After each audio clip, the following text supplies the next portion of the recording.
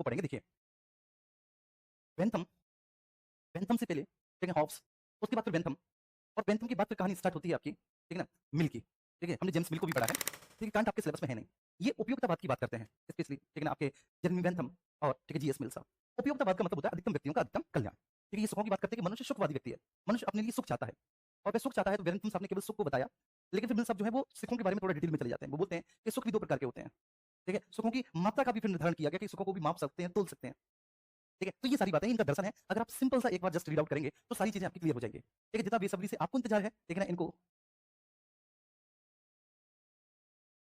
ऋतु कहाँ सेंड किया है मेरे प्यारे बच्चे आपने? ऋतु एक बार बताओ बेटा कहाँ पर सेंड किया है आपने, जरा मुझे दिखाओ। ठीक है, तो हम ये चाहते हैं कि जल्दी से जल्दी खत्म हो। ठीक है, आज बेसिकली हम इसको खत्म कर देंगे, है ना, बड़ा सिंपल सा है, आज इसको खत्म कर देंगे थिंकर्स को। ठीक है, थिंकर्स में सबसे ज्यादा महत्वपूर्ण होता है प्रीवियस ईयर के क्वेश्चंस। ठीक है, ये तो मैं बस आपको पढ़ा रहा हूँ, प्रीवियस ईयर के क्वेश्चंस आप थिंकर्स में लगा लो, ठीक है, काम बन जाता है एकदम। ठीक है ना, क्योंकि वो रिलेटेबल होते हैं मेरे प्यारे बच्चे। ऋतु बच्चे तुम्हारे कमेंट का मुझे इंतजार है, आप कमेंट अपना बताओ, उसके बाद फिर मैं आगे चलो।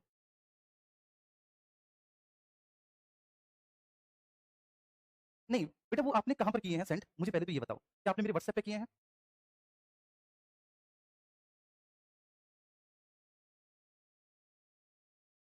चलिए, चिंतक की बहुत चिंता हो रही थी, लेकिन आपसे पढ़ के इनकी चिंता समाप्त हो गई है। बस एक बार आप रीड आउट करना, पीडीएफ आपको मिली हुई है। अब जब पीडीएफ आपको मिली है तो आपको क्या करना है बच्चे, एक बार बस रीड आउट करना है। ठीक है, उपयोगितावाद क्या है, ठीक है, सारी चीजें मैंने यार इनके बारे में आपको बता दी। ठीक है, जब आप पढ़ेंगे तो ऑब्वियस सी बात है वो धीरे-धीरे आपकी सारी चीजें क्लियर होती चली जाएंगी। ओके, ठीक है जी, अब कोई कमेंट नहीं, अब आइए हम ठीक है बात करेंगे मनु। ठीक है, आप मनुस्मृति को ही हम लोग देख रहे थे आज। ठीक है, हम क्या-क्या पढ़ेंगे बच्चे इस टॉपिक में, मनु के राज्य संबंधी विचार। ठीक है, कि राज्य के संबंध में मनु के क्या विचार हैं, राजा की स्थिति एवं उसकी योग्यता के बारे में मनु क्या कहते हैं, मनु राजा के कौन-कौन से गुणों को बताते हैं और कौन-कौन से राजा के कार्यों को बताते हैं मनु। ठीक है ना, चलिए। हालांकि दिक्कत मेरी है कि मैंने इस पीडीएफ में बहुत डिटेल में दे दिया, इतना डिटेल में दे दिया कि आपका मेंस का भी पूरा काम चलेगा, इसमें गलती मेरी है। कि हालांकि ये जितने भी पॉलिटिकल थिंकर हैं 4 दिन के थे, केवल 4 दिन के। ठीक है, लेकिन मैंने ही सब पे चढ़ा दिया, तुम लोगों को दिक्कत मेरी है। ठीक है, चलिए। अब मनु के राज्य संबंधी विचार क्या है? राज्य एवं राजा के संबंध में मनु ने मनुस्मृति में अपने विचार प्रकट किए हैं। मनुस्मृति में मनु ने राज्य की उत्पत्ति के 2 सिद्धांतों का समन्वय किया है। एक दैवीय उत्पत्ति का सिद्धांत, दूसरा बच्चे सामाजिक समझौते का सिद्धांत। अब राजा की दैवीय उत्पत्ति का सिद्धांत ये होता है मेरे प्यारे बच्चे कि राजा की उत्पत्ति तो सीधे ठीक है देवताओं के माध्यम से होती है। ठीक है ना? केवल वही व्यक्ति राजा बनता है जिसे राजा बनाने के लिए ईश्वर ने उसे धरती पर भेजा है। ठीक है? जिस व्यक्ति को ठीक है ईश्वरीय इच्छा अथवा ईश्वरीय कृपा प्राप्त नहीं है वो राजा बन ही नहीं सकता। ठीक है? ये है ठीक है राजा की दैवीय उत्पत्ति के सिद्धांत या ईश्वरीय उत्पत्ति के सिद्धांत। मतलब ठीक है कोई भी ठीक है सामान्य व्यक्ति राजा नहीं बन सकता। कोई भी सामान्य व्यक्ति राजा नहीं बन सकता, राजा वही बनेगा ठीक है जिसको राजा बनाने के लिए ईश्वर ने चुना है। अब वो ध्यान रखना, अगर मान के चलिए कि वो व्यक्ति जन सामान्य में रह भी रहा है, हमारे तुम्हारे बीच में रह भी रहा है, तो हमें पता नहीं है कि उसमें ईश्वरीय गुण है।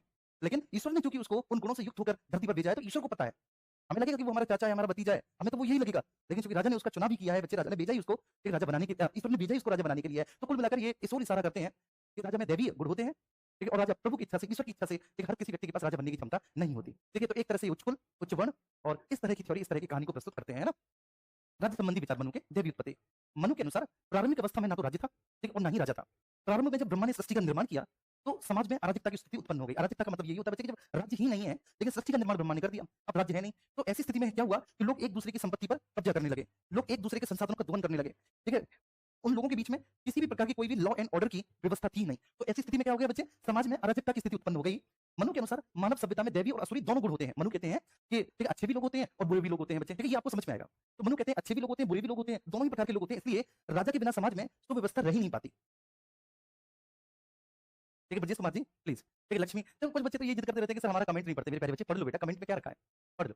तो इसी वो बोलते हैं कि मानव सभ्यता में शुरू से ही बच्चे ऐसा रहा है कि असुर और दैवीय दोनों प्रकार के गुण रहते हैं। तो इस वजह से राजा के बिना समाज में तो व्यवस्था स्थापित नहीं हो पाती, राजा के बिना समाज में एक अच्छी व्यवस्था स्थापित हो ही नहीं सकती। ठीक है जी, मनुष्य परस्पर शक्ति के आधार पर ही अपने संबंध निर्धारित करते हैं। मनुष्यों में परस्पर संघर्ष के कारण मत्स्य न्याय, मत्स्य न्याय का मतलब क्या होता है ये ध्यान रखना है। मत्स्य न्याय जैसे शब्द कि भाई ठीक है, जिसका पल्ला भारी उसके फेवर में न्याय, जिसकी लाठी मजबूत उसी की भैंस। ठीक है, जैसी स्थिति है। इस अवस्था में ना कोई कानून ना कोई नियम थे, चारों ओर अराजकता का साम्राज्य था, लोगों में भय था और इस भय से मुक्ति दिलाने के लिए ईश्वर ने राजा की सृष्टि की। इस प्रकार राजा दैवीय रचना है। इस प्रकार राजा क्या है, दैवीय रचना है कि इस सभी प्रकार के भय से मुक्त करने के लिए और राज्य में समाज में एक समान स्थिति उत्पन्न करने के लिए राजा ने इस प्रकार की सृष्टि की रचना की। राजा ने ईश्वर ने राजा की रचना की। इस प्रकार से राजा ईश्वरी सृष्टि की एक विशिष्ट रचना है। हर कोई राजा नहीं बनता, ठीक है, राजा वही बनता है जिसको ईश्वर ने चुना है। ये इनका कॉन्सेप्ट। मनु का राज्य की उत्पत्ति का सिद्धांत दैवीय और सामाजिक समझौता सिद्धांत दोनों का ही एक समन्वय है। ठीक है, सामाजिक समझौता का सिद्धांत भी और दैवीय उत्पत्ति का सिद्धांत सीधे-सीधे क्या बोला, सामाजिक समझौता का सिद्धांत तो बेटा पढ़ के आए। ठीक है ना, आपने हॉब्स में सामाजिक समझौता का सिद्धांत पढ़ा अपने बच्चे।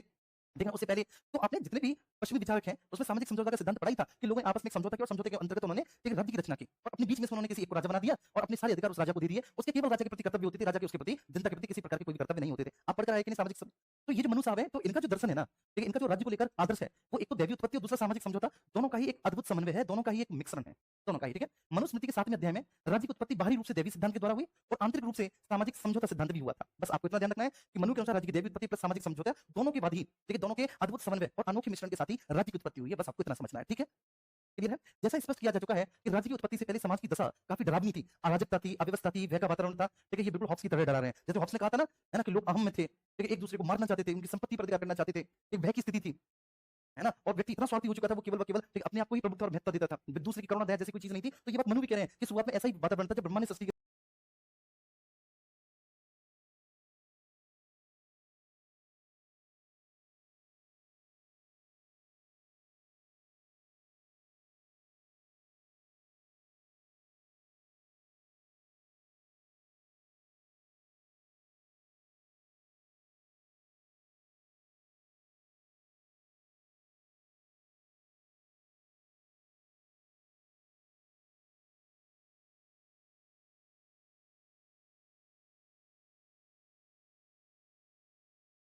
राजा की स्थिति और उसकी योग्यता।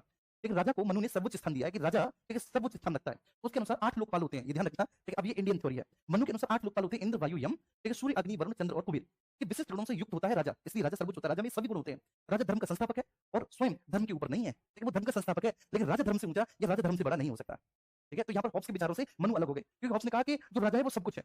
राजा सब कुछ है, राज्य की संपूर्ण सत्ता राजा के हाथ में है। राजा के द्वारा बनाए गए नियम ही सभी लोगों के लिए मान्य होंगे, चाहे राजा किसी प्रकार के नियम को बना दे, सभी लोग फॉलो करेंगे। लेकिन यहाँ पर बोला है कि राजा धर्म से ऊपर नहीं है। देखिए, वो धर्म का संस्थापक है, वो धर्म की स्थापना कराएगा, उसका कर्तव्य धर्म की स्थापना कराना। वो लोगों को धार्मिक जीवन जीने के लिए प्रेरित करेगा। लेकिन जो धार्मिक जीवन नहीं जी रहे, उनको राजा दंड देगा। लेकिन राजा धर्म से ऊपर नहीं है। मनु बिल्कुल क्लियर कह देते हैं। भाई इसमें तो कोई दिक्कत नहीं होगी ना, ये तो अपने लग रहे हैं ना बिल्कुल कि ब्रह्मा विष्णु महेश इस तरह की बातें हो रही हैं, तो अपने लग रहा है, मजा आ रहा है इसमें, तो है ना? चलिए, अब धर्म का उल्लंघन नहीं कर सकता कोई भी राज्य बिना राजा के हो ही नहीं सकता। मनु साहब बोल रहे हैं कि भाई ऐसा हो ही नहीं सकता कि कोई भी राज्य बिना राजा के हो। राज्य में यदि राजा की मृत्यु हो जाती है तो शीघ्र ही दूसरा राजा नियुक्त किया जाना चाहिए। राजा के उत्तराधिकारी के रूप में राजा के ज्येष्ठ पुत्र, जिसको युवराज कहा जाता है, उसको राजा घोषित किया जाना चाहिए। हिंदू राज दर्शन में प्रजा का रंजन मतलब प्रसन्न करने वाली राजतंत्र का समर्थन किया गया है। ठीक है, हिंदू राजतंत्र में बच्चे जो राजतंत्र है, राजतंत्र कैसा होना चाहिए, राज्य कैसा होना चाहिए, जो प्रजा को प्रसन्न रखे। तो प्रजा को प्रसन्न करने वाला राज दर्शन है, हिंदू राज दर्शन जो है। और बोला है कि राजतंत्र कैसा होना चाहिए, तो यहाँ पर राजतंत्र राजा और उसका जो पूरा का पूरा बच्चे सिस्टम है, जो उसकी पूरी काउंसिल है, वह जनता की इच्छाओं के आधार पर शासन करे, जनता को प्रसन्न करने वाली हो। राजा को देश काल परिस्थिति शक्ति विद्या शास्त्र का ध्यान रखते हुए व्यवहार करना चाहिए। उसे समय के अनुसार क्षमा, दया, क्रोध, युद्ध और मैत्री भी करनी चाहिए। राजा के गुण है ये सब। राजा को ज्ञानी होना चाहिए, मृदु एवं सत्यवादी होना चाहिए, विवेकी तथा शास्त्र के अनुसार कार्य करने वाला होना चाहिए। ठीक है, वेदों के ज्ञाता ब्राह्मण विद्वानों और वृद्धों के प्रति उसमें श्रद्धा होनी चाहिए। राजा को विनम्र होना चाहिए, राजा को संयमी, वेदों का ज्ञाता होना चाहिए। जो राजा काम, क्रोध, मद, लोभ में फंस जाता है, वो प्रजा का कल्याण कर ही नहीं सकता। एक राजा को युद्ध से भयभीत नहीं होना चाहिए, समर्थवान होना चाहिए। राजा को मद्यपान, जुआ, पराई स्त्री और आखेट से दूर रहना चाहिए। देखो यार, एक बिल्कुल मतलब मनुस्मृति का विरोध ठीक है किया गया, ठीक है, केवल एक वर्णाश्रम व्यवस्था के आधार पर। बाकी का मनुस्मृति वास्तव में सही है। अब जिन लोगों ने नहीं पढ़ा, बस एक ट्रेंड बन गया कि मनुस्मृति को जला दो। अब वर्णाश्रम व्यवस्था एक उसमें काफी कठोर दे रखी है, वो गलत भी है। लेकिन जो इसमें बोला है ना, देखो बच्चे, क्या गलत बोला? मद्यपान, जुआ, पराई स्त्री और आखेट से, शिकार से भी। इनफैक्ट राजा को शिकार से भी दूर रहने की सलाह दी गई है। बताओ बच्चे, ठीक है, कोई भी राजा ऐसा नहीं जो शिकार से दूर रहता हो। ये किसी भी ग्रंथ में नहीं बोला गया। ठीक है, अशोक बौद्ध धर्म अपनाने के बावजूद भी अशोक बोला है कि उसके दरबार में अभी भी, उसके किचन में अभी भी 3 जीव रोजाना आते हैं। और पहले तो सैकड़ों जीव उसके किचन में आते थे, उनका खाना पकता था। और यहाँ पर बोला गया कि देखो भाई, आखिर से दूर रहना चाहिए, ना तो मद्यपान, ना जुआ, पराई स्त्री। समझ गए? मतलब राजा की जो शादी हो रखी है, उसके अलावा किसी दूसरी स्त्री की तरफ राजा को आंख उठाकर भी नहीं देखनी चाहिए। राजा को युद्ध से भयभीत नहीं होना चाहिए, उसे समर्थवान होना चाहिए। राजा ऐसा ना हो जो युद्ध से भयभीत हो, उसे समर्थवान होना चाहिए। राजा को संयमी, वेदों का ज्ञाता होना चाहिए। जो राजा काम, क्रोध, मद और लोभ में फंस जाता है, वो प्रजा का कल्याण कर ही नहीं सकता। राजा को विनम्र होना चाहिए, वेदों का ज्ञाता होना चाहिए, ब्राह्मण विद्वानों और श्रमणों के प्रति दयावान होना चाहिए, सम्मानवान होना चाहिए, मृदुभाषी, सत्यवासी होना चाहिए।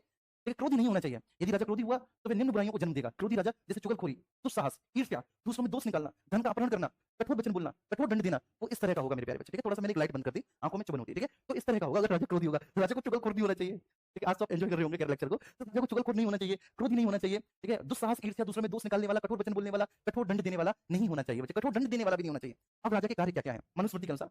एक, जनता से कर वसूल करना, राजदूतों की नियुक्ति करना, राज्य के कर्मचारियों को वेतन देना, शास्त्र द्वारा निषिद्ध कार्यों को ना करना, किसी भी विषय पर बहुमत होने पर राज्य के अनुसार ही कार्य करना, अभियोगों का निर्णय करना, शत्रुओं से अपराध के अनुसार धन वसूलना और अपराधियों से प्रायश्चित कराना। ये राजा के कार्य होनी चाहिए। That is the function of a king. लेकिन जनता से राजस्व की वसूली करना, क्योंकि राजस्व की वसूली नहीं करेगा तो बच्चे राज्य कैसे चलेगा? राज्य में बहुत सारे खर्चे होते हैं। ठीक है, सैनिकों को वेतन दिया जाता है। ठीक है, ठीक है, और भी निर्माण के कार्य किए जाते हैं प्रजा के कल्याण के लिए। ठीक है, सिंचाई सुविधाओं का विस्तार किया जाता है। मतलब राज्य के द्वारा ढेर सारे काम किए जाते हैं। तो इसलिए राजा जनता से कर वसूलने वाला हो, राजदूतों की नियुक्ति करने वाला हो, राज्य के कर्मचारियों को वेतन देना, शास्त्र द्वारा जो निषिद्ध कार्य है उनको ना करने वाला, किसी भी विषय पर बहुमत होने पर राज्य के अनुसार कार्य करना, अभियोगों का निर्णय करने वाला हो, शत्रुओं से अपराध के अनुसार धन वसूलने वाला हो और अपराधियों से प्रायश्चित करवाने वाला हो। अब मनु का बेटा सप्तांग सिद्धांत क्या है? मनु बोलते हैं मेरे प्यारे बच्चे, ये ध्यान रखना, ठीक है, कि राज्य जो है ना बच्चे, इसके 7 अंग होते हैं। अकॉर्डिंग टू मनु, राज्य 7 अंगों से मिलकर बना है। और ये जो 7 अंग है, इसको कौटिल्य ने भी स्वीकार किया है। मनु के जो 7 अंग है राज्य के, कौटिल्य ने भी यही 7 अंग स्वीकार किया है। कैसे याद करोगे आप? देखो, कैसे याद करोगे? राजा होगा, ठीक है ना, राजा होगा तो स्वाभाविक सी बात है, ठीक है, राजा के मंत्री होंगे, है ना बच्चे, अमात्य। देखिए यही कौटिल्य का भी सप्तांग का सिद्धांत है। देखिए मनु ने भी राज्य के 7 अंग माने हैं, कौटिल्य ने भी। कहीं न कहीं कौटिल्य का दर्शन जो है, वह मनु के दर्शन से ही प्रभावित है। देखिए इसमें कोई दो राय नहीं है। और कौटिल्य ने अपने अर्थशास्त्र में मनु के राज्य के दर्शन को ही संशोधनों के साथ जो है ना स्वीकार किया है। उसमें बहुत सारे संशोधन करके उन्होंने अपना अर्थशास्त्र लिख दिया कौटिल्य साहब ने। देखिए तो अब इसको राज्य के जो 7 दर्शन है जो 7 अंग हैं, आप कैसे याद करेंगे? तो राजा होता है और राजा का मंत्री होता है, हम सब जानते हैं। ठीक है बच्चे, अब राजा का मंत्री देखिए कहाँ पे रहते हैं बच्चे? देखिए दुर्ग में रहते हैं, किले में रहते हैं। देखिए सब लोग कहाँ पे रहते हैं? किले में रहते हैं, दुर्ग में रहते हैं ये। देखिए दुर्ग का एक कोष होता है, कोष होता है और कोष की रक्षा करने के लिए मेरे प्यारे बच्चे मित्र होता है। अगर कोई कोष को चुराता है तो उसको दंड दिया जाता है। दंड तो 1 2 3 4 5 6 और ये सब कहाँ होते हैं बच्चे? ये सारी चीजें जनपद में होती हैं। ये सारी चीजें किसमें होती हैं? ये सारी चीजें जनपद में होती है। ये मेरी ट्रिक है। अभी मैं सोचा कि ऐसे मैंने याद किया है क्योंकि जब मैं तुम्हारी तरह था भैया, देखिए स्टूडेंट आज भी हूँ, आज भी पढ़ लेता हूँ, ऐसी बात नहीं है। तो मैंने ऐसे याद किया। राजा है, राजा का अमात्य, अमात्य मीन्स मंत्री। ये राज्य के सप्तांग आपको ऐसे याद करने हैं। अमात्य। तो बच्चे राजा है, राजा का अमात्य है, मतलब मंत्री है। ठीक है, राजा के मंत्री कहाँ पे रहते हैं? दुर्ग में। दुर्ग का कोष है, ठीक है बच्चे, मित्र है, ठीक है, दंड है और फिर ये सब जनपद में। तो देखो अब इसमें मनु के कितने, ये कौटिल्य साहब के सप्तांग है। ये जो सप्तांग है कौटिल्य के हैं। अब इसके कितने मिल रहे हैं? राजा अमात्य मिल रहा है, ठीक है, जनपद मतलब वही राजधानी, तो उसको पुर कहा है। कोष मिल रहा है, कोष भी मिल रहा है, ठीक है, दंड भी मिल रहा है, दंड भी मिल रहा है और मित्र भी मिल रहा है, मित्र भी मिल रहा है, सारे मिल रहे हैं। तो राजा मिल रहा है, अमात्य मिल रहा है, ठीक है, राजा और अमात्य ये दोनों मिल रहे हैं, राजा और अमात्य। तो राजा मिला, ठीक है, अमात्य मिला, ठीक है। इसके बाद भैया जी कोष मिला, ठीक है, दंड मिला, मित्र मिला। चलिए इसके बाद राष्ट्र, राष्ट्र मीन्स सर क्या आपका? एक जनपद मिला, राष्ट्र मीन्स जनपद मिला। तो 1 2 3 4 5 6 7 एक चीज कौन सी है बच्चे? पूर्व राजधानी। हाँ, पूर्व राजधानी मीन्स दुर्ग, दुर्ग, दुर्ग। तो ये भी मिला, ठीक है। मनु ने उसको पूर्व राजधानी लिखा है और कौटिल्य ने दुर्ग लिखा है। कौटिल्य ने क्या लिखा है बच्चे? दुर्ग लिखा है। आप याद कर लेंगे प्लीज, एक बार हम सब करके बताएंगे सभी लोग, मेरे प्यारे बच्चे सब लोग याद कर लेंगे। अरे नोट्स लिखने की जरूरत है ही नहीं बेटा, नोट्स तुम्हारे पास है, नोट्स तुम्हारे पास है। मैं तुम्हारे टेलीग्राम ग्रुप में पीडीएफ डाल दूंगा। बस भैया एप्लीकेशन पे पीडीएफ आपकी डल जाएगी, पूरी पीडीएफ आपको पड़ जाएगी, प्रिंट आउट निकलवा लेना आप इस पीडीएफ का, बस। बहुत अच्छे।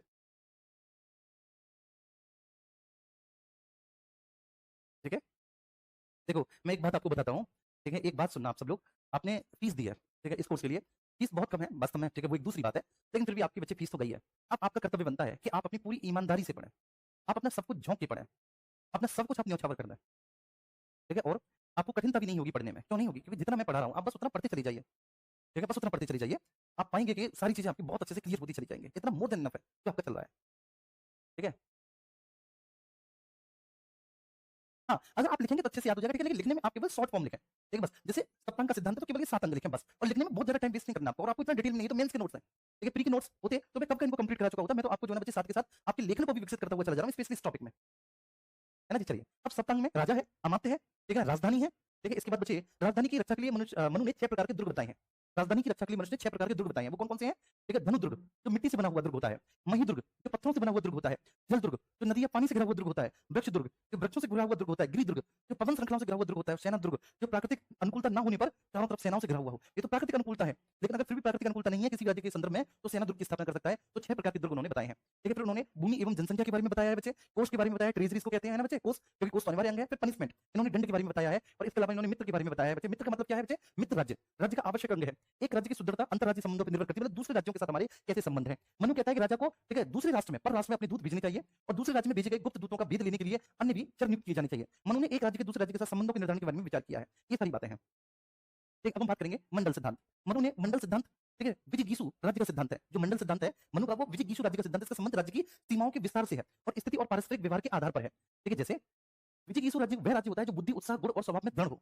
विजिगीषु, विजिगीषु राज्य का मतलब है एक ऐसा राज्य जो बुद्धि में, उत्साह में, गुण में और स्वभाव में कैसा हो? दृढ़ हो। ऐसा राज्य जो अपनी सेना के आधार पर पड़ोसी राज्य को जीतने की इच्छा रखता हो, उसको विजिगीषु राज्य कहेंगे। मित्र राज्य वह राज्य जो हमारे राज्य का मित्र हो। आर्य राज्य शत्रुओं का राज्य है। मध्यम राज्य ऐसा है मेरे प्यारे बच्चे जो विजिगीषु राज्य और आर्य राज्य की सहायता अथवा विरोध करने की शक्ति रखता हो। आवश्यकता पड़ने पर जो मध्यस्थता भी करवा सकता हो, ऐसा मध्यस्थ राज्य। जैसे ठीक है, इसका मैं आपको एग्जांपल दूंगा कि मध्यस्थ राज्य कैसे, मैं जैसे बिंबिसार, ठीक है, मगध के शासक है बिंबिसार, हरेक वंश के संस्थापक हैं।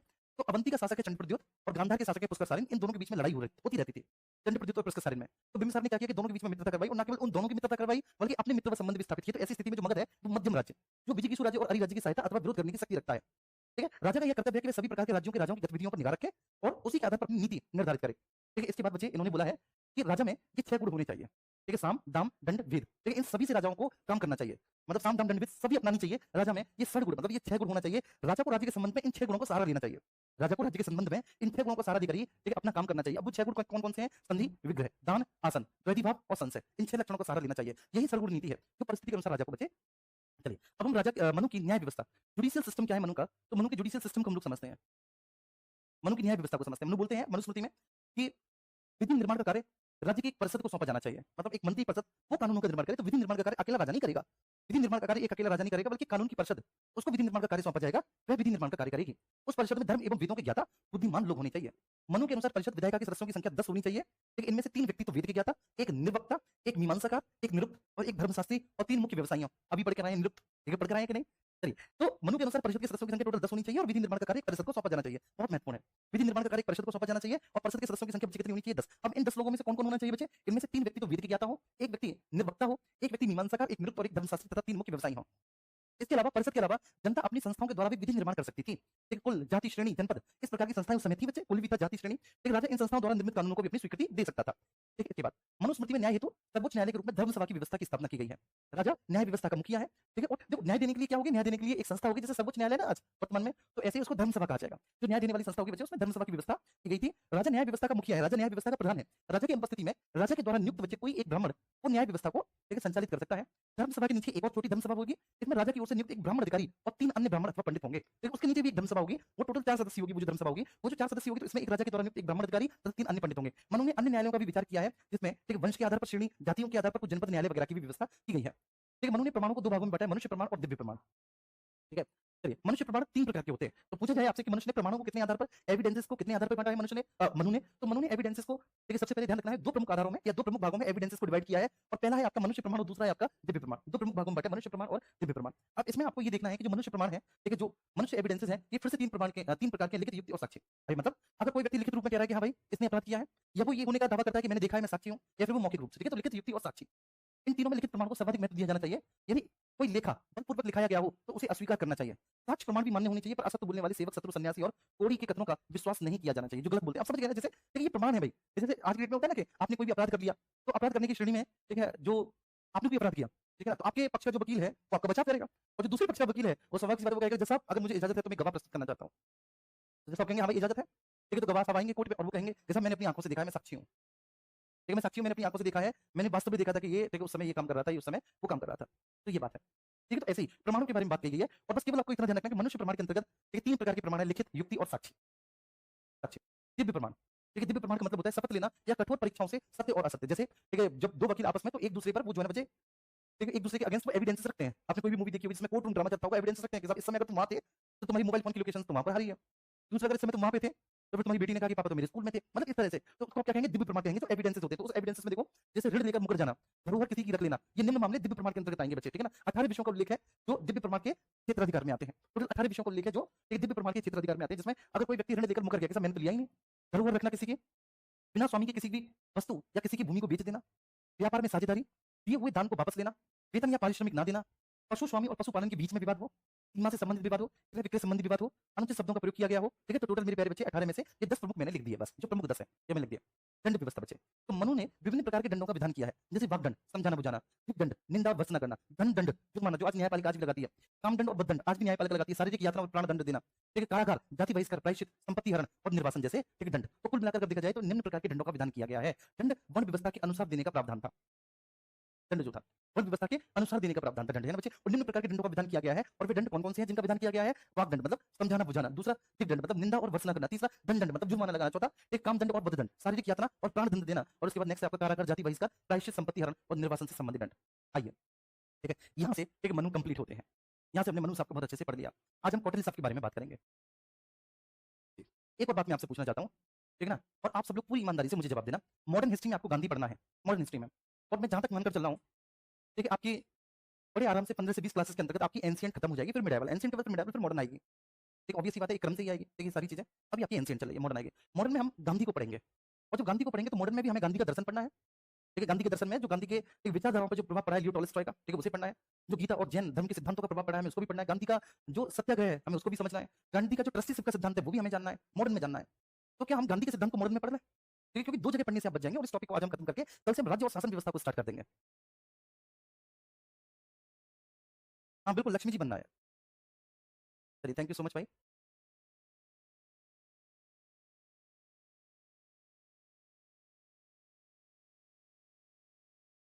है ना, ये बेस्ट रहेगा। ऑब्वियस बात है, क्योंकि वहाँ पे हमें गांधी में गांधी का दर्शन पढ़ना ही है मॉडर्न में, तो वहीं पे पढ़ लेंगे हम, है ना। हाँ, बहुत अच्छे, थैंक यू सो मच बच्चे कि आप इस बात को समझे। मुझे बड़ा अच्छा लगा कि आज आप इस बात को समझे।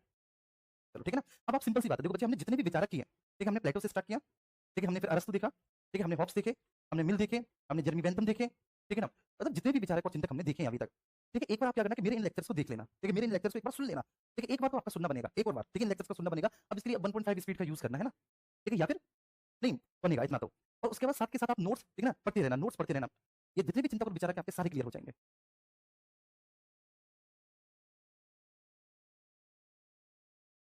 कुंती कह रही है आप मेरे कमेंट, कुंती ठीक है, आप कमेंट ज्यादा करती है, पढ़ती नहीं है, बताओ यार ऐसे कैसे काम चलेगा कुंती, बहुत जिम्मेदारियां हैं भाई तुम सब लोगों के ऊपर।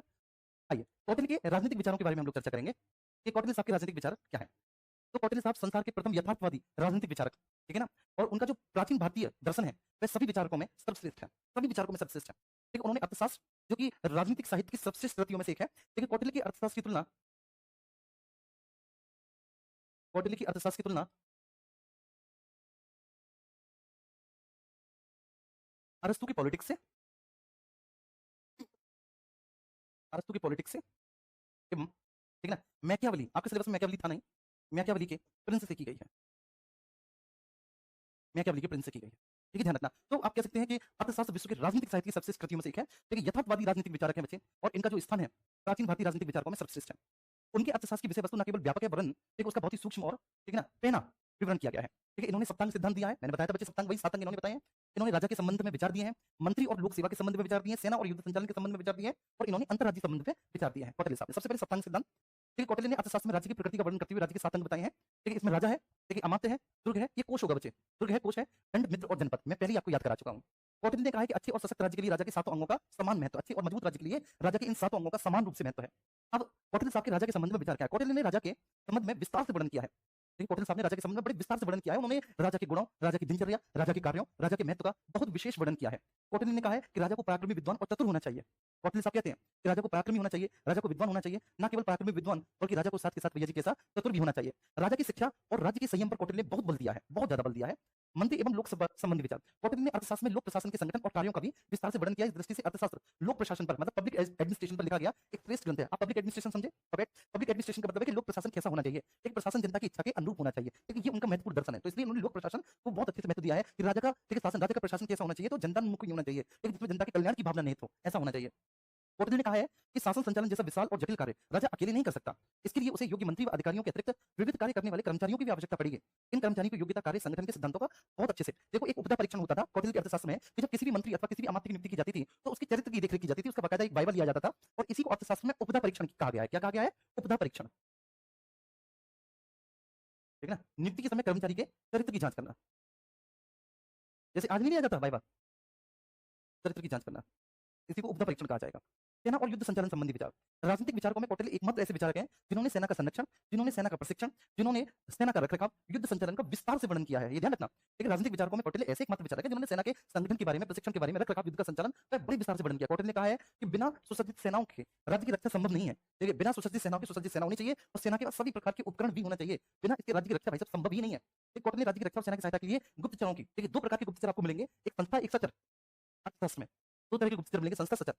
संस्था का मतलब है बच्चे जो एक ही स्थान पर रहकर गुप्तचरी करते हैं, जो राजा को बताते हैं कि जो मंत्री वगैरह उनका चरित्र कैसा है ना, उनके चरित्र में किसी प्रकार का कोई दोष तो नहीं आ गया, ठीक है, उनका चरित्र जो है वो शासन व्यवस्था की, राज व्यवस्था के अनुरूप ही है, लेकिन ऐसा तो नहीं कि वे किसी विदेशी राज्य से कोई कूटनीतिक संबंध, दुर्गा चोरी स्थापित कर रहे हो, ठीक है, आपके प्रति किसी प्रकार का कोई षड्यंत्र रच रहे हो। तो संस्था एक ही स्थान पर रहने वाली गुप्तचर संस्था है, संस्था जो आमतौर पर ठीक है राजा के महल में ही रहती थी। सचर का मतलब है बच्चे घूमकर गुप्तचरी करने वाले, ठीक है, इधर उधर, जैसे एजेंट नहीं होते रॉकेट कि जो इधर उधर वेशभूषा में घूमते रहते हैं। और सबसे बड़ी बात है कि इन्होंने अपने अर्थशास्त्र में बोला है कि स्त्रियों को भी गुप्तचर बनाओ, स्त्रियां बहुत अच्छी गुप्तचरी करती हैं, स्त्री को गुप्तचर बनाने की बात कही गई, और मैं कौटिल्य की इस बात से बहुत अच्छे से सहमत हूँ। ठीक है, क्यों? क्योंकि स्त्री बच्चे तुरंत बता देती है, ठीक है, जिस कॉलोनी में रह रही है उस कॉलोनी की सभी घरों में क्या चल रहा है सब बता देगी, किसकी लड़की तैयार होकर कहाँ जा रही है, किससे मिलने जा रही है, सब बता देगी, सब पता होता है महिलाओं को। तो इन्होंने इसकी महिलाओं की इस विशेषता पर बल देती हुई कहा कि भाई महिलाओं को इस काम में शामिल करो, इनके पास इस काम की बड़ी विशेषता होती है।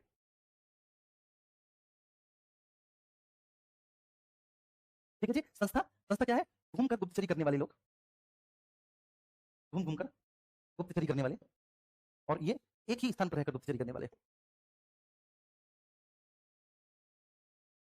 एक ही स्थान पर रहकर गुप्तचरी,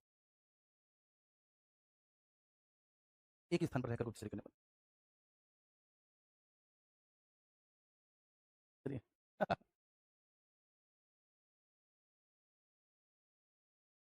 ठीक है जी, क्लियर हुआ? ये 2 प्रकार के। ठीक है, इनफैक्ट गुप्तचर उनके वर्गीकरण और कार्यों का भी वर्णन उन्होंने किया है। तो उन्होंने देखिए बहुत अच्छे से इस बात को स्वीकार किया है, ये ध्यान रखना आपका। ठीक है, एक तो कौटिल्य साहब का सप्तांग सिद्धांत है, कि राज्य के 7 अंग हैं मैंने बता दिया।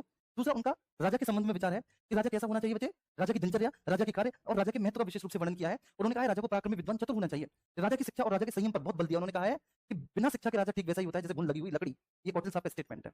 तो राजा की शिक्षा और राजा के संयम पर, राजा को संयमी और चरित्रवान होना चाहिए, इस बात पर बहुत बल दिया है। फिर मंत्री एवं लोक सेवा संबंधी विचारों में ये ध्यान रखना, उन्होंने बहुत अच्छे से लोक प्रशासन के बारे में चर्चा की है मेरे प्यारे बच्चे। अर्थशास्त्र लोक प्रशासन पर लिखा गया एक श्रेष्ठ ग्रंथ है।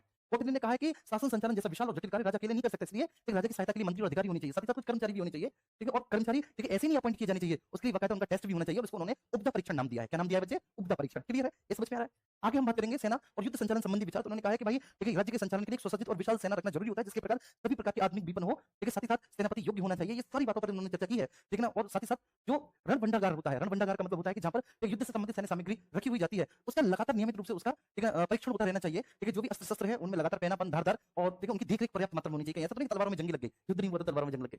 इतना ही नहीं, कौटिल्य ने राज्य की रक्षा और सेना की सहायता के लिए जासूस, उनके वर्गीकरण और उनके कार्यों का वर्णन भी किया है। इसके बाद उनके अंतर्राज्य संबंधी विचार। ठीक है, अंतर्राज्य संबंधी विचारों को एक हम मंडल सिद्धांत अथवा सड़गुण सिद्धांत कहते हैं। ठीक है, मंडल सिद्धांत और सड़गुण सिद्धांत ये वही है मेरे प्यारे बच्चे, ये ध्यान रखना। जैसे संधि ठीक है क्या करेगी, जो मनु ने दिए थे कि विदेशी राज्य के साथ जो सड़गुण सिद्धांत है। ठीक है, तो इसमें संधि, विग्रह मींस युद्ध, यान मींस आक्रमण करना, आसन मींस तटस्थता, संश्रय मींस बलवान का आश्रय लेना, द्वैधी भाव संधि और युद्ध का एक साथ प्रयोग। तो इन 6 का ठीक है प्रयोग किया गया है। सेम वही है मेरे प्यारे बच्चे। ठीक है, तो यहाँ पर भी क्या है, यहाँ पर भी सड़गुण सिद्धांत है मनु की तरह, यहाँ पर भी मनु की तरह सड़गुण सिद्धांत है। इस सड़गुण सिद्धांत में संधि है, विग्रह है, यान है, आसन है, संश्रय मींस बलवान का आश्रय लेना, द्वैधी भाव है, ये सारी चीजें हैं। ठीक है, चलिए तो भारतीय राजनीतिक चिंतन, ठीक है थोड़ा सा इसके बारे में आप पढ़ लेंगे। और भारतीय राजनीतिक चिंतन में देखिए आप वेद पढ़ेंगे, महाभारत पढ़ेंगे, ये सब पढ़ेंगे। भारत में प्राचीन काल से ही राजनीतिक चिंतन की अपनी परंपरा रही है, जो विश्व के राजनीतिक दर्शन की तुलना में सर्वाधिक प्राचीन, समृद्ध और सुव्यवस्थित है।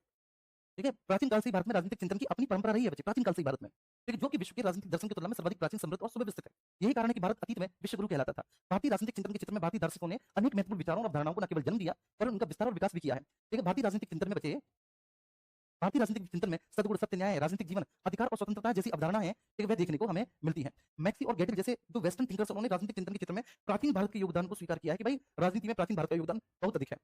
ठीक है, यहाँ के ग्रामीण गणतंत्र से लेकर चंद्रगुप्त व अशोक के मौर्य साम्राज्य भी थे। ठीक है, ये साम्राज्य के ब्रिटेन के वर्तमान साम्राज्य से भी कहीं अधिक विस्तृत थे। ये सारी बातें हैं ना। इस पर वेद, वेदों को सूचना का मूल स्रोत माना जाता है। आप वेद ही पढ़ रहे हैं ठीक है ना अभी। ठीक है, मैं आपको एंशिएंट में वेद ही पढ़ा रहा हूं, तो वेदों को सूचना के मूल स्रोत के रूप में माना जाता है। हालांकि वेद अस्तित्व में मौजूद राजनीतिक व्यवस्था का वर्णन नहीं करते, फिर भी राजा, राजत्व, संत या ऋषि आदि जैसी अवधारणा और प्रजा के प्रति उनके कर्तव्यों की जानकारी वेदों से प्राप्त की जा सकती है। सभा और समिति जैसी संस्थाएं जो आधुनिक दिनों में भी प्रचलित हैं, उनकी जड़ें वैदिक काल से ही पाई जाती हैं। ठीक है, मतलब समझ में आ गया। वेद सूचना के मूल स्रोत के रूप में वेदों को स्वीकार किया जाता है। वेदों में बच्चे ठीक है ऋग्वैदिक समाज का, ठीक है ऋग्वैदिक समाज की जो सामाजिक व्यवस्था है, जो धार्मिक व्यवस्था है, जो वहाँ की राजनीतिक व्यवस्था है, ठीक है जो वहाँ के लोगों का धार्मिक विश्वास है, जो वहाँ के लोगों की पूजा पद्धति है, ठीक है इसके अंतर्गत स्रोत हैं, प्रार्थनाएं हैं, इन सभी की चर्चा ठीक ऋग्वेद में की गई। ठीक वैसे ही यजुर्वेद है, सामवेद है, अथर्ववेद है, इन सभी में लोगों के ठीक है जो दैनिक व्यवहार है, जो राज्य के सिद्धांत है, ठीक है इन सब के बारे में विस्तृत रूप से वर्णन किया गया। तो कहीं ना कहीं जो ठीक है वेद है, वेदों से भी हमें राजनीतिक चिंतन के बारे में जानकारी मिलती है। ठीक है, इसमें महाभारत भी पीछे नहीं है। ठीक है, ध्यान रखना महाभारत भी भारतीय राजनीति की कला पर एक उत्कृष्ट कृति है, उत्कृष्ट कृति। ठीक है, राज्य की कला, कूटनीति, युद्ध, नैतिकता, रणनीति, राज्य संबंध और इस तरह की संपूर्ण कला महाभारत में बहुत अच्छे से समझाई गई है। अर्थशास्त्र जो कि कौटिल्य की लिखी हुई बच्चे राजनीति पर एक बहुत अच्छी पुस्तक है अर्थशास्त्र। तो अर्थशास्त्र में भी कहीं ना कहीं बच्चे हमें इस बात के बारे में जानकारी मिलती है कि राजनीति क्या है, राजनीतिक सिद्धांत क्या होता है, ये सारी चीजें कौटिल्य के अर्थशास्त्र से भी देखने को मिलती है। और अभी हमने कौटिल्य के सिद्धांत को बहुत अच्छे से पढ़ा भी, कौटिल्य के सिद्धांत को बहुत अच्छे से हमने जाना भी। ठीक है, एक प्रोफेसर अल्टीकर है ठीक है जो कि एक यूरोपीय प्रोफेसर है, उनके अनुसार ये मुख्य रूप से शासन की व्यवहारिक समस्याओं से संबंधित है जो अर्थशास्त्र है। ठीक है, मतलब कोई एक आदर्शवादी बात नहीं करता, शासन की जो व्यवहारिक समस्याएं हैं, शासन की व्यवहारिक समस्याओं से ही संबंधित है ये जो आपका अर्थशास्त्र है। युद्ध और शांति के समय में ठीक है हम इसका प्रयोग करते हैं अर्थशास्त्र, अर्थशास्त्र से बहुत सारी सीख लेते हैं। कौटिल्य की ये जो कृति है, ये जो रचना है अर्थशास्त्र, ये टैक्सेशन, ये बच्चे डिप्लोमेसी, कूटनीति, युद्ध नीति और क्रांति जैसे मुद्दों पर भी प्रकाश डालती है। चलिए इसके अलावा बच्चे जैसे आपके कामनदिकेय, नीति शास्त्र, शुक्ल नीति शास्त्र आदि भी कई तरह के और भी ठीक है बहुत सारे मेरे प्यारे बच्चे आप कह सकते हैं कि महान कार्य हैं ठीक है जो कि विचारकों ने, भारतीय राजनीतिक विचारकों ने किए हैं। चलिए अब इसके बाद शिलालेख, ठीक है चाहे आप शिलालेखों के बारे में बात करें तो अशोक के शिलालेखों ठीक उनसे भी हमें भारतीय एक राजनीति के बारे में जानकारी मिलती है। अशोक के 14 शिलालेख है, 7 स्तंभ लेख है, ठीक है 4 गुफा लेख है, 4 में से एक्चुअली 3 गुफा लेख है। चाहे हम अशोक के बारे में बात करें या फिर हम गुप्त शासकों के अभिलेखों के बारे में बात करें ठीक है उनसे भी हमें जानकारी मिलती है। जैसे गुप्त शासकों में अगर हम समुद्रगुप्त का अभिलेख देखें ठीक है तो समुद्रगुप्त का अभिलेख आपका उससे हमें जानकारी मिलती है ठीक है जिसमें उसका हाँ, ठीक है हाँ, जिसमें उसका बच्चे आपका प्रयाग प्रशस्ति है जो कि उसके महासंधि विग्रह हरिशरण ने लिखा है। प्रयाग प्रशस्ति इसमें समुद्रगुप्त की विजयों का उल्लेख है। ठीक है ना। इसके संदर्भ में बच्चे ठीक है ना केवल प्रयाग प्रशस्ति है ठीक है, समुद्रगुप्त के संदर्भ में तुम्हारा नालंदा और गया से भी ताम्रपत्र लेख मिले हैं, वो भी समुद्रगुप्त से संबंधित है। चंद्रगुप्त से संबंधित मेहरुली है तुम्हारा ठीक है, वहां से भी हमें जानकारी मिली है। उदयगिरी का प्रथम लघु शिलालेख है, उदयगिरी का द्वितीय शिलालेख है, ठीक है मथुरा का है, गढ़वा का है, ये सब ठीक है इससे संबंधित है। चंद्रगुप्त से संबंधित है। ठीक है, ऐसे कुमार से संबंधित अभिलेख भी हैं, ठीक है, जिसमें मंदसौर का अभिलेख सबसे ज्यादा फेमस है। मंदसौर का अभिलेख से भी हमें, ठीक है, उदयगिरी का तृतीय शिलालेख है, गढ़वा का द्वितीय और तृतीय शिलालेख है, उससे भी हमें इसके बारे में जानकारी मिली है। तो अभिलेख शिलालेख एक भारतीय दर्शन के बारे में जानकारी देते हैं। इसके अलावा विदेशी यात्रियों के जो विवरण है, जैसे मेगास्थनीज ने इंडिका लिखी है, फाइयान ने फोको की लिखी है, हैंससांग ने सीयू की लिखी है बच्चे, ठीक है, इत्सिंग, ठीक है, हैंससांग के बाद आया उसने भारत तथा मलय द्वीपपुंज लिखी है। तो इन समस्त स्रोतों से भी हमें, ठीक है, इसके बारे में जानकारी प्राप्त होती है कि प्राचीन भारतीय दर्शन कैसा था, एक राजनीति में बच्चे क्या क्या था, क्या क्या नहीं था। अन्य स्रोतों में ये सारी चीजें बच्चे पुराण है, खुदाई में मिले सिक्के, मौर्य, जैन और बौद्ध साहित्य, बृहस्पति सूत्र, ठीक है, सोमदेव का जो नीति वाक्य निर्था है, ठीक है, इन सभी से हमें, ठीक है, जानकारी मिली है। चलिए, तो कुल मिलाकर इन समस्त जानकारियों के आधार पर हम क्या कह सकते हैं कि राज्य साधन है, साध्य नहीं। एक राज्य साधन है, साध्य नहीं है। एक भारतीय विचारकों ने एक राज्य स्वयं एक लक्ष्य नहीं माना, बल्कि समाज की उन्नति का एक साधन माना है। राज्य एक लक्ष्य नहीं है। पश्चिमी विचारकों से यहाँ पर जो है थोड़े से अलग है, जो भारतीय राजनीतिक विचारक है, ठीक है, और ये मोस्ट इंपोर्टेंट है। देखो, साधन का मतलब क्या होता है कि अंतिम उद्देश्य नहीं है, बल्कि क्या है कि उस प्रक्रिया में संघर्षशील है। तो राज्य साधन है, साध्य नहीं है। साध्य कौन है मेरे प्यारे बच्चे? एक साध्य है जनता, एक साध्य है एक जनता के कल्याण हेतु किए जाने वाले कदम, वो साध्य है। राज्य तो उनकी पूर्ति करने का एकमात्र माध्यम है कि वह जनता के कल्याण के लिए, उद्योग एवं व्यापार के विकास के लिए, कृषि और पशुपालन के विकास के लिए, राज्य में संपन्नता और वैभवता को लाने के लिए, प्रजा में सभी प्रकार के दुखों के निवारण के लिए लगातार संघर्षशील और प्रयत्नरत रहता है, वो राज्य है, वो राजा है। ठीक है, तो राज्य या राजा कौन है? साधन। साध्य कौन है बच्चे? जनता। तो कहीं ना कहीं भारतीय प्राचीन राजतंत्र में भी लोकतंत्र के गुण निहित हैं। ठीक है, ये भारतीय प्राचीन राजनीतिक दर्शन की एक प्रमुख विशेषता है, प्रमुख विशेषता है। ठीक है, तो जिसका कार्य क्या होता है? समाज की भौतिक और आध्यात्मिक उन्नति में सभी प्रकार का राज्य का उद्देश्य क्या होना चाहिए? लोक कल्याण। मैंने बता दिया, लोक कल्याण है ना, जिसमें जनता को स्वतंत्रता मिले, न्याय मिले, संप्रभुता मिले, समानता मिले, ठीक है, उनका गरिमापूर्ण जीवन हो, प्रतिष्ठा हो, लोगों को अवसर मिले, जनता को, ये यार लोक कल्याण है यार। ठीक है ना? राज्य मातृवत एवं पितृवत होता है। इसका मतलब क्या है? मातृवत एवं पितृवत, राज्य को प्रजा की मां के समान पोषण, राज्य को प्रजा की मां के समान पोषण और दुलार देना चाहिए, साथ ही पिता के अनुसार एक अनुशासन व दंड देना चाहिए। तो राज्य मातृवत एवं पितृवत होता है। ये केवल भारतीय प्राचीन दर्शन में मिलना चाहिए, ये केवल प्राचीन भारतीय दर्शन में ही मिलता है और कहीं नहीं मिलता। कि देखो, राज्य की क्या जबरदस्त व्याख्या की गई है कि राज्य को मातृवत और पितृवत होना चाहिए। जैसे माता, जैसे माता होती है ना, अपने बच्चे का ख्याल रखती है, ऐसी राज्य को अपनी प्रजा का ख्याल रखना चाहिए, उसको पोषण देना चाहिए सब। और जैसे पिता अनुशासन में रहने के लिए बच्चे को प्रेरित करता है, तो पिता जैसा अनुशासन भी होना चाहिए। ठीक है, क्या बात है? न्यायपूर्ण राज्य होना चाहिए, ठीक है, जिसमें कानूनों के समक्ष सभी को समानता होनी चाहिए, कानून के आधार पर किसी भी तरह का कोई भेदभाव नहीं होना चाहिए। ठीक है, कानून ठीक है सुलभ होना चाहिए, न्यायपालिका स्वतंत्र होनी चाहिए। मतलब इस तरह से इसमें ये बात कही गई है, दंडधारी राज्य होना चाहिए। ठीक है बच्चे, ये ध्यान रखना बार बार। ठीक है, इसका वर्णन किया गया है, साथ ही ये भी जोड़ दिया गया है कि शक्ति का प्रयोग अंतिम अवस्था के रूप में किया जाना चाहिए। ठीक है, जब बहुत ही ज्यादा आवश्यक हो तभी शक्ति। प्रमुख विशेषता क्या है भारतीय चिंतन की? सब मेंस का चल रहा है। भारतीय चिंतन की प्रमुख विशेषता क्या है? राजनीतिक सिद्धांत धर्म के अभिन्न अंग है। राज्य नितांत आवश्यक और उपयोगी है। बिना राज्य के आप सत्ता चला ही नहीं सकते, तो राज्य नितांत आवश्यक और उपयोगी। बिना राज्य के आप राजनीतिक व्यवस्था की कल्पना नहीं कर सकते। ठीक है, बिल्कुल सब बोल दिया है, इसलिए राज्य नितांत आवश्यक और उपयोगी है। राज्य नितांत आवश्यक और उपयोगी क्यों? क्योंकि बिना राज्य के बच्चे आप कल्पना ही नहीं कर सकते। एक राज्य व्यवस्था की राजनीतिक सिद्धांत, एक राजनीतिक सिद्धांत धर्म, मतलब राजनीति और धर्म का एक अद्भुत समन्वय भारतीय राजनीतिक दर्शन में आपको देखने को मिलेगा। ठीक है ना, राजनीति और धर्म एक दूसरे से अलग नहीं किया है। देखिए, मैंने बोला ना कि राज्य और धर्म दोनों एक दूसरे से पृथक नहीं है, अद्भुत समन्वय है। उन्होंने राज्य को धर्म से अलग नहीं किया, लेकिन धर्म उनका वो नहीं है। धर्म का मतलब होता है कर्तव्यों का पालन, और कर्तव्यों का पालन ऑब्वियस सी बात है बच्चे, राजनीतिक व्यवस्था का आधार होना चाहिए। कर्तव्यों का पालन राजनीतिक व्यवस्था का आधार होना चाहिए। एक बहुत अच्छी बात है इसमें, तो कर्तव्यों का पालन यदि होता रहेगा, प्रत्येक व्यक्ति अपने कर्तव्यों का पालन करेगा, तो राज्य में किसी भी तरह की कोई भी अव्यवस्था उत्पन्न ही नहीं होगी, है ना, किसी भी तरह की कोई अव्यवस्था पैदा ही नहीं होगी। चलिए, प्राचीन भारत में राज्य का सबसे कर्तव्य धर्म का पालन करना है, ये हो गया। प्रमुख विशेषताएं, राज्य व शासन के ध्येयों के संबंध में एक मतता है, मतलब राज्य और शासन दोनों के जो उद्देश्य है वो एक है। जैसे सभी विचारक मानते हैं कि राज्य का प्रथम कर्तव्य व्यक्तियों से उनके धर्म का पालन कराना है। सभी विचारक मान रहे हैं कि राज्य का प्रथम कर्तव्य ही क्या है?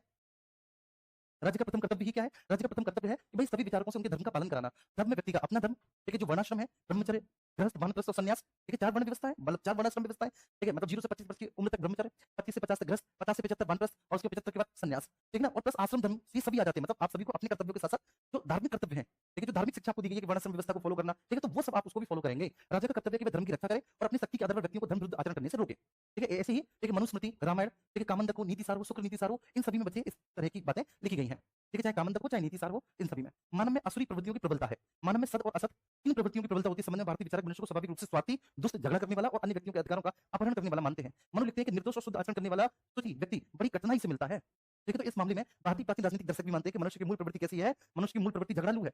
एक मनुष्य की मूल प्रवृत्ति झगड़ालू है। बहुत मुश्किल है कि आपको कोई निर्दोष व्यक्ति या फिर कोई सूची व्यक्ति मिल जाए, बहुत मुश्किल है बच्चे। ठीक है, और भारतीय प्राचीन दर्शन में दंड शक्ति को अधिक महत्व दिया गया है। एक दंड शक्ति को अधिक महत्व दिया गया। जैसे आप महाभारत का शांति पर्व देखें, महाभारत के शांति पर्व के अनुसार धर्म और अर्थ की रक्षा दंड द्वारा की जाती है। जब तक दंड नहीं मिलेगा, धर्म और अर्थ की रक्षा नहीं हो सकती। ये बोला गया है कि भाई धर्म और अर्थ की रक्षा दंड के अनुसार ही की जाती है। जो प्राणी मात्र की रक्षा के लिए ही ईश्वर ने ब्रह्म तेज में दंड का विधान किया है, इसलिए किया है। कौटिल्य का बच्चे सप्तांग सिद्धांत मैंने आपको बता ही दिया। एक सप्तांग सिद्धांत क्या है? शुक्र नीति सार के अनुसार इस शरीर रूपी राज्य में राजा सिर के समान है, अमात्य आंख है, सुहद कान है, कोस मुख है, एक बल मन है, दुर्ग हाथ है और राष्ट्र पैर है। चलो ठीक है, अब राजा अमात्य इनके बारे में यहाँ पर डिस्कशन कर रखा है कि राजा कौन है, अमात्य कौन है, ये सारी चीजें यहाँ पर दे रखी हैं और कुछ नहीं है बच्चे। तो कुल मिलाकर अगर हम बात करें, कुल मिलाकर बच्चे हम बात करें तो ये आपका सिलेबस यहाँ पर, ठीक है, राजनीतिक चिंतन ये कंप्लीट हुए। और मिस्टर गांधी को हम तब देखेंगे जब हम मॉडर्न में गांधी पढ़ेंगे, क्योंकि वहां पर भी हमें गांधी का दर्शन पढ़ना ही पड़ेगा। ठीक है, तो ये ठीक है, सिंपल सी स्लाइड है, ठीक है, ये आपको मिल जाएगी मेरे प्यारे बच्चे। और आप जनरल सा क्या करेंगे, इसका एक रिवीजन करेंगे सब लोग।